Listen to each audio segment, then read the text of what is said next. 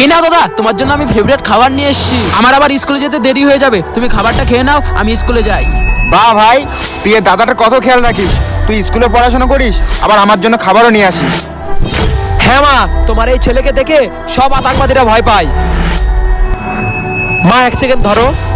আরে সোলজার কি পাগল হয়ে গেছে নাকি? সোলজার ওখানে দাঁড়িয়ে কার সাথে কথা বলছে? আমি সামনে গিয়ে দেখি। দাদা, তুমি যতদিন বেঁচে আছো আমি তোমার জন্য খাবার নিয়ে আসবো। আমি এখন স্কুলে যাই, তুমি খাও। ঠিক আছে ভাই, তুই এখন যা। ঠিক আছে দাদা, দেখে শুনে থেকো।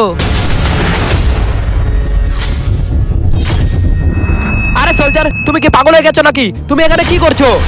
স্যার, আমি খাবার খাচ্ছি, আমার ভাই এসে দিয়ে গেল। তুমি খাবে? খাবার? এখানে কোথায় খাবার? আমি তো কোনো খাবারই দেখতে পাচ্ছি না। আর ওর ভাই এসেছিল, কোথায় ওর ভাই? এর মাথা পুরো গেছে, এ সত্যিই পাগল হয়ে গেছে।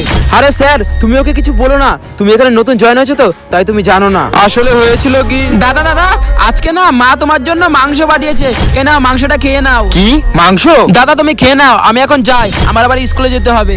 কিন্তু ভাই, তুই আমার জন্য দেলি দেলি খাবার কেন নিয়ে আসিস? তুই তো জানিস এটা বর্ডার, এখানে আতঙ্কবাদী যখন তখন হামলা করে দিতে পারে। তখন যদি তোর কোনো বিপদ হয়ে যায়, তখন আমি কি করব? আরে দাদা, তুমি থাকতে আমার আবার কি হবে? আমার কিচ্ছু হবে না, তুমি খাবারটা খেয়ে নাও, আমি এখন যাই, আমার স্কুলের টাইম হয়ে গেছে।